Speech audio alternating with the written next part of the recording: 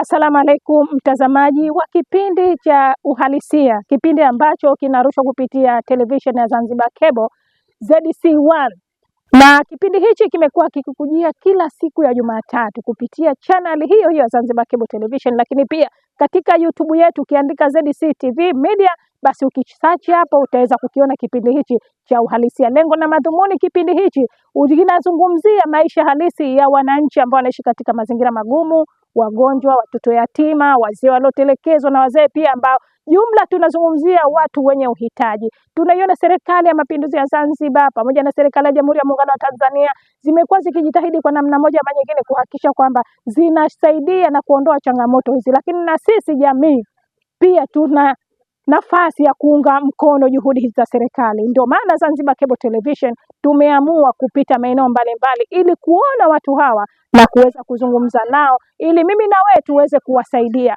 Leo hii tumefika maeneo ya Kitope na hapa kuna familia ya mzee mmoja, tutaenda kumuona maisha yake. Mimi ni Jazaa Kombo kama kawaida, kameramani wangu ni Juma Ramadhan au Alfred. Uongozi mzima wa Zanzibar Cable Television umewezesha tufike maeneo haya hatua kwa hatua, mimi na wewe mkono kwa mkono, mpaka tuhakikisha kwamba pepo ya Mwenyezi Mungu tunakuwa nayo.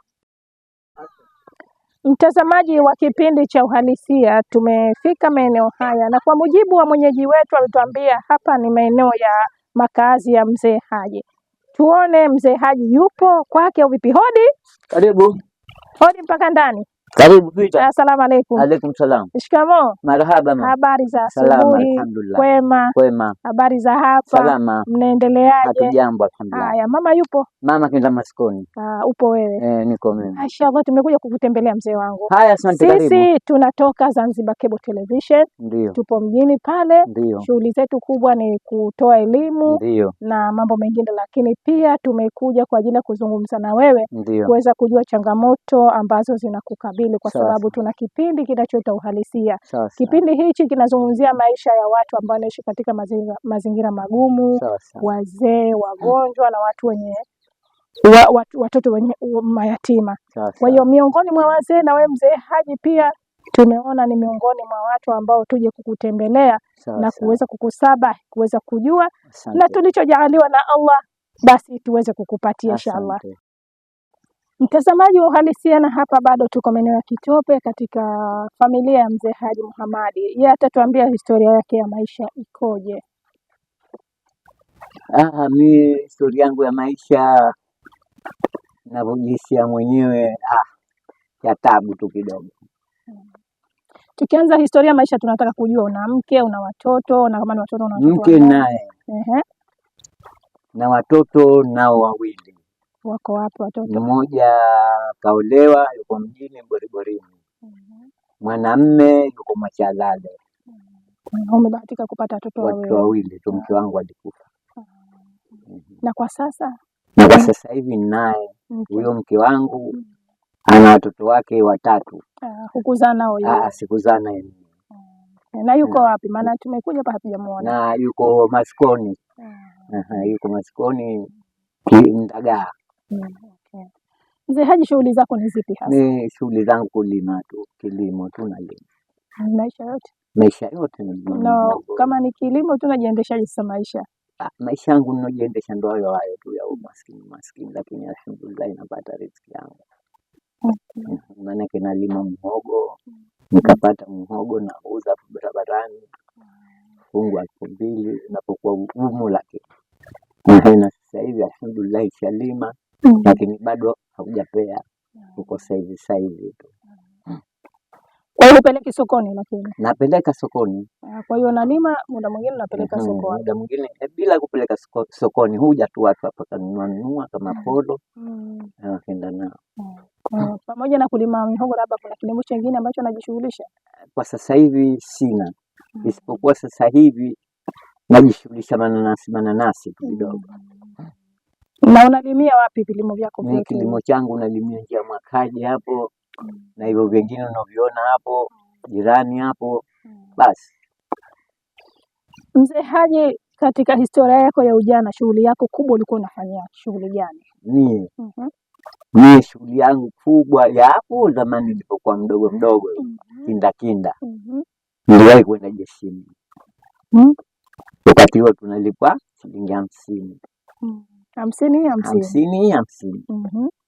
Sasa kwa kusema kweli maisha nikaja kuyaona magumu kwa shilingi 50. Nikaja kupata matatizo. Nikaja kufiliwa na mke wangu wa mwanzo nilipata watoto. Alikuja kufariki yule mwanamke. Sasa kuja kufariki yule mwanamke nikachanganikiwa kimaisha. Ikabidi tena mimi nikawasendi popote mpaka wale serikali ikaniamulia, bwana wewe bora tukustaafisha. Wakanistaafisha, wakanigaia vipesa kidogo. Na vipesa vyenyewe hivyo unajua, na vipesa vyenyewe ndo pesa mbuzi siku hizo. Nikala tu sembe basi. Baada ya hapo ukajishughulisha na nini? Hapo tena baada ya hapo maisha nilipokuwa niko fresh na watoto nikaanza kuingia kwenye kilimo. Nilipokuwa Machalale huko nilikuwa nalima mananasi. Tunapeleka mjini. Enzi hizo tena. Tunalima kule mananasi, napeleka Marikiti. Watu wakapeleka na mimi napeleka. Mpaka maisha yakawa. Baada ya kuacha kazi, hujutii Halile? Halile? Nilijutia sana, lakini sasa nitafanya mambo ya Mwenyezi Mungu ndio yashanifika. Sasa naweza kumpinga Mwenyezi Mungu katika nipa mitihani ile? Siwezi kumpinga. Na kwa sasa maisha yako umesema unaendesha kupitia kilimo. Je, kilimo kinakidhi mahitaji yako ya nyumbani ikiwemo chakula, mavazi? Huwa napata lakini si sana. Kusema kweli si sana. Siku nyingine sitegemei kilimo tu. Siku nyingine napata kibarua. Bwana yeye njoo nilimie hapa. Na kwenda nagewa shilingi 2000. 20,000 na natumia. Nitoke hapa ndio hivyo kama nilivyokuhadisia, niende zangu bondeni ukang'oe mihogo.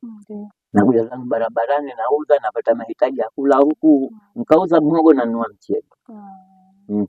Una miaka mingapi mzee Haji? Mimi hapa sasa miaka yangu, maanake mimi nimezaliwa 56.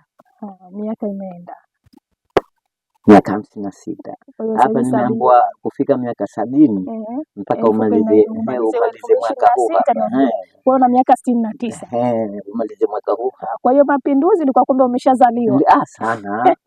Sana. Kwa ukihadithia mambo ya mapinduzi unakumbukumbu nayo. Naweza kuyajua sana tu, naweza nikayajua kidogo. Maanake anakufa mzee Karume mimi na macho yangu na natembea. Na natembea. Ulikuwa una kumbukumbu zile za na kumbukumbu nasikia wanasema bwana mzee Karume kashauriwa, lakini kauliwa na kina nani wale, majina yao yamenitoka kidogo. Kipindi hicho bado mdogo. Bado hicho mdogo kidogo. Hebu tupe historia ya watu ambao walikuwa wanasaidiana kipindi hicho cha Karume na hivi sasa. Zamani watu walikuwa wanasaidiana sana. Tofauti na sasa hivi. Zamani mtaani kama kule kwetu Donge kule, ikafika Ramadhani mnakaa nje na futuru watu wengi. Na zamani mzee kama hukumpokea unachezea bakora. Zamani kama umemwona mzee kapita kule, wewe uko hapa, unamuona anakwenda tu na mizigo yake, wewe hukwenda pale, akaenda kusema nyumbani kwenu, unachezea bakora. Au yeye yule anakupiga na wala huna mdomo wa kusema. Je, ukienda kusema nyumbani tena ndo napigwa tena. Umefanya kosa, baba kasikie, basi ilo shikio lako litakatika kwa mkono tu bila kubwa mikwani. Sasa kitu gani mzee Haji kilichokosekana mpaka sasa tukaona kwamba jirani analala na njaa na jirani mwingine anatupa chakula jana? Sasa hivi kusema kweli sasa hivi roho mbaya. Watu wapendani, roho zao watu zimebadilika. Tofauti na zamani. Sasa hivi watu roho zimebadilika. Sasa hivi wala usitegemee kama kuna mtu atakuja kukusaidia. Sema hapa kwetu Unguja kidogo pana ustaarabu. Ubinadamu bado. Pana ubinadamu. Ukamwendea mwenzio ongea 2000 anakufa. Mazikoni tunasaidiana alhamdulillah. Lakini zamani kulikuwa kuna neema. Ndio. Zamani kulikuwa kuna neema. Zamani wewe wala uende kumuomba mtu. Wewe zamani unaweza kupita hapa mpaka Machalale ukakuta maduriani unakula tu, ukakuta mananasi unakula tu. manazi mengi unaokota unapeleka kwa Arabu huko, wala huambi kitu. Kwa kilichokosekana hapo ule umoja na utu tu basi londoka sasa hivi. Sasa ili kuliona hili na tukaweza kuwasaidia wazee kama nyinyi ambao mna mahitaji, tunaiambia nini jamii?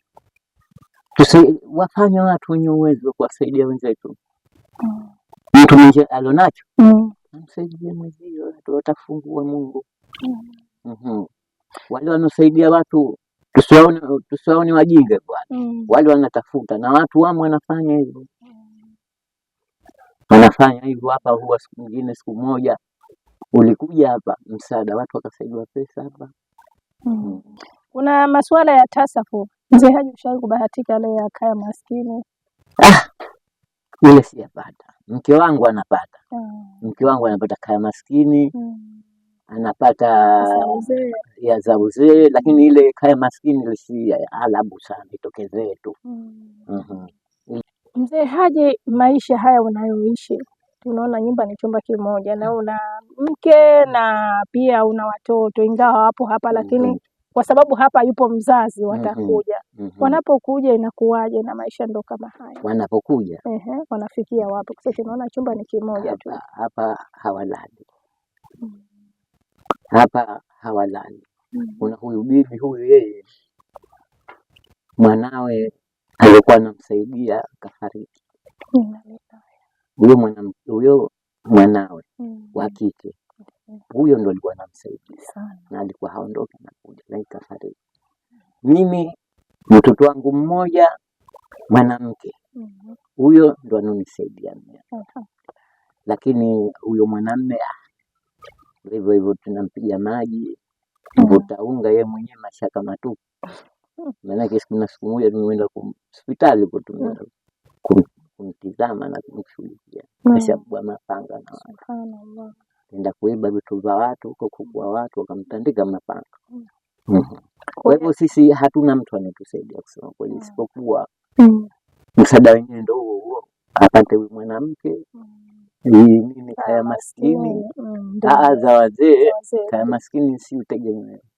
Acheze upatu mwenyewe, apate pesa, ndo tunajenga na tulisaidiwa. Na mimi nikapata pesa za muhogo, nikapata za nini, namsaidia pale, tunaunganisha, ndo tunajenga. Tumeona hapa pamejengwa. Nani ambaye kujengea hapa? Tumeona pamejengwa, yuko fundi tu. Nani alokusaidia? Alonsaidia kutoa pesa za ujenzi. Hapa ndo mkuu wa mkoa alitusaidia 1,000,000, 2,000,000. Mkuu wa mkoa yule Rashid Hadid Rashid, nadhani labda ndiye mimi sijui ile nini wanasema pesa za maafa. Ndio tukasaidiwa 1,000,000, 2,000,000. Sasa nyingine zilizobakia tena wenyewe ndo tunajihangaisha hivyo hivyo, mtu apate hivi apate. Sasa hapa tumejenga kama tunajistiri tu ili tufanye tumalize nyumba yetu. Lakini sasa hivi alikuwa na nyumba pili yanguka. Ilikuwa na nyumba ya udongo hapo, tulijenga ikaanguka kwa maji. Sasa ndo tumeona bora tuna hivyo, baada ya kutugea mkuu wa mkoa pesa kidogo, na sio wenyewe tumepigana na mke wangu na yeye nchi nini kaya hiyo nini hiyo upatu, ndo tumefikia hiyo. Lakini uwezo wa sasa kweli sasa hivi. Sasa Mzee Haji, tayari mmeshafikia sehemu karibu linta tena. Unahisi kitu gani sasa kifanyike ili kuweza kumaliza ujenzi huu? Hapo mimi nakuombeni, naomba serikali na mimi nione hapa nisaidie. Angalau nipate pato jistiri. Naomba nistiri na mimi nione. Panahitajika bati pamoja na bati. Mlango na sisi wenyewe tutahangaika hivyo tutachopata. Lakini ili mradi ikishamaliza kule juu na kuwezekwa itakuwa nafuu. Itakuwa nafuu sana tu. Tutapata angalau pa kukaa hapo. Na kija watoto itakuwa neema. Na watoto neema, na ili banda letu ile tulivunje, tutaliacha hivi, tutakuwa tunastirika huko. Tunaona mtazamaji wa Uhalisia, tuko na Mzee Haji. Mzee Haji ni baba watoto wawili, lakini yeye mwenyewe anazungumzia kutokana na malezi ya watoto kidogo yameenda ndivyo sivyo. Wenyewe watoto sio wazazi, wao wenyewe watoto wameingia katika hali ile hatarishi, lakini binti yake anamsaidia, lakini bado mahitaji ni makubwa, kwa sababu binti hana kazi, yeye ni kusubiri alichopata chochote, ili mradi baba japo sabuni amletee. Na uongozi wa mkoa pia umejitahidi kwa upande wake uliopita wa mheshimiwa alikuwa mkuu wa mkoa wa Kaskazini Rashid Khalid Rashid, alitoa naye msaada wake, zikajengwa tofali hizi na zimefikia kiwango kile, lakini bado inahitajika linta na tofali mbili za juu pamoja na mabati na miti ili kuweza kulaza ili maisha yaweze kuendelea mbele. Kwa sasa amejihifadhi katika hili banda la makuti, tunasema full suit, chini juu, wanajistiri hapa yeye pamoja na mke wake. Hata ile familia inapokuja kutembelea basi inashindwa, haijui ifikie wapi, kwa sababu ni sehemu ndogo ambao kwa sasa wanaishi. Kwa hiyo unaweza ukamsaidia mzee Haji kupitia 0775999990 au 0712563883 au unaweza ukafika ofisi za Zanzibar Cable Television ili kuweza kuwaona wahusika na kuweza kuletwa kwa mzee Haji, ukaja ukaangalia kipi ambacho unaweza ukamsaidia. Chochote kile mzee Haji anahitaji, chakula, mavazi na pia maeneo ya makazi ambayo tayari uongozi wa mkoa umejitahidi. Sasa na wewe pia mtazamaji na watu wengine tofauti wa ndani ya Zanzibar na nje ya Zanzibar, pia tunakumbuka kwamba wapo ndugu zetu wanaoishi nje ya nchi, tunasema diaspora, wale pia wana nafasi ya kuja kuwasaidia wazee kama hawa ili kuona na wao wanapiga hatua katika harakati hizi za maisha. Yanapambana kimpango wake, lakini na sisi pia tuna haki, tuna wajibu, tunahitajika pia kuwasaidia watu ambao wana uhitaji, kwa sababu aliye juu mgoje chini. Wa leo huwezi kujua hatima yake kesho. Unapotoa leo, Mwenyezi Mungu inshallah anakujalia baraka zaidi, na pale unapofikwa na mitihani, basi pia jamii inazunguka katika kuhakikisha kwamba tumsaidie mwenzetu. Alikuwa mstari wa mbele katika kutoa, hata kama kutoa na mbona unapotoa sadaka uitoe kwa mkono mmoja, wa pili usione, lakini Allah anapangia kwamba na huyu naye alisaidia. Tuwasaidie wazee hawa, wana mahitaji. Wazee hawa ni wazee wetu ambao ni taifa ambalo limetukuza, limetuwezesha kwa rehema za Mwenyezi Mungu tumefikia hatua hii. Kwa serikali kwa upande wake inapambana, lakini na sisi wenye kipato kile kidogo, basi ile unaoitoa ya kwako wewe ni sadaka yako na inapokelewa. Hatusemi tunapokea kiasi gani au tunahitaji nini, chochote ambacho utakitoa basi sisi tunapokea na kinafika kwa walengwa moja kwa moja. Na ukihitaji kuja kuziona hizi familia, njoo Zanzibar Cable Television, tutakuleta na utaziona hizi familia ili uweze kuzisaidia. Mzee Haji, sisi kwa upande wa Zanzibar Cable Television kwa uongozi, mkurugenzi pamoja na uongozi mzima waliojaliwa kutoa sadaka hii. Kwa hiyo mzee Haji, tupokelee sadaka hii ndio ambayo Allah ametujalia. Hii Allah ndio alotujalia. Inshallah tuiweke hapa kwa sababu naona mvua zinaendelea kunyesha. Asante. Na huu hapa mzee Haji, hii ni sukari. Asante. Hii sukari. Hizi hapa sabuni za kukogea pamoja na bibi. Akija leo hatujamuona bibi. Asante. Na huu hapa ni unga wa ngano. Nitamwambia akaja mwenyewe. Pamoja na mchele huu. Mvuta kidogo kiroba hicho cha chini. Mchele. Hivi ndio ambavyo tumejaliwa na Mwenyezi Mungu. Asante. Hivi vinatoka kupitia uongozi wa Zanzibar Cable Television. Sijui una maoni gani kwa mimi sina maoni, lakini nashukuru alhamdulillah. Mwenyezi Mungu akujalieni. Amina inshallah. Amina. Na si wanyonge mtusaidie. Amina inshallah. Bwana. Amina. Msiache kutusaidia. Amina inshallah. Mwenyezi Mungu akujalieni. Amina inshallah. Mpate muishi, mkae kwa pamoja huko, msigombane au vipi bwana, msikilizane tunapokwenda, msifanyane majungu. Amina inshallah. Bwana, maana majungu yanakuwa hayajengi kabisa, yanabomoa tu. Hakika. Kwa hivyo mimi nitakwambia karibuni. Asanteni sana. Tunashukuru sana mzee wangu. Mkapata uwezo mje mtusaidie, si watu wazima bwana. Inshallah tutakuja. Haya, asante. Karibuni basi. Asante, shukrani. Na humu ndo nyumbani mwa mzee Haji Mohamed. Nyumba hii kama tunavyoiona tunasema ni full suit. Ni nyumba ambayo ni ya chumba kimoja. Mzee Haji amejaliwa kupata watoto wawili, mmoja wa kike mmoja wa kiume, lakini huyo wa kiume kama tulivyomsikia mwenyewe ni amezaa, lakini hakujaliwa kupata mtoto msaidizi. Allah mjalie kwa rehema zake, basi amuongoze katika njia ile ya kheri ambayo Mwenyezi Mungu ametuongoza. Mzee Haji anaishi na mke wake, na nyumba hii tunaiona hii ni ufadhili kupitia mkuu wa mkoa, aliyekuwa mkuu wa mkoa Kaskazini, Mheshimiwa Hadidi Rashid Hadidi, na alitoa mchango wake, imefikia stage hii, lakini bado inahitajika nyumba hii kuendelezwa. Bado kozi mbili ikiwemo pamoja na ukanda pamoja na kulazwa bati ili familia hii iweze kustirika. Tuna imani kwamba Zanzibar na Tanzania kwa ujumla suala la kusaidiana ni suala la kawaida, ni suala ambalo tunalipa kipaumbele, na ndio maana tunatoa sadaka, tunatoa zaka, kwa sababu hata dini imehimiza katika masuala ya usaidizi kupitia 0775999990 na 0712563883. Hizo ni namba ambazo unaweza ukasaidia, au ukaja ofisi za Zanzibar Cable Television ziliyopo Mapembeani au Mwembe Tanga. Kwenye uwanja pale unapofika, basi unaweza kuonana na uongozi mzima na ukajua namna gani kwa chochote ambacho umejaaliwa ukaweza kuzisaidia hizi familia. Na pia kama unahitaji kuletwa kuja kuziona familia hizi, basi Zanzibar Cable Television iko tayari katika kuhakikisha kwamba unawafikia hawa walengwa na kuja kuona kipi ambacho kinahitajika. Lengo ni kuweza kuwasaidia, kwa sababu tunaambiwa kwamba aliye juu mngojee chini, ya kesho yako huijui. Tusaidie hawa watu ili kuweza kujiepukana na changamoto nyingi. Unapotoa sadaka, basi pia kuna vitu Mwenyezi Mungu anakuepusha mitihani mbalimbali, kwa sababu naomba sadaka pia ni ujira.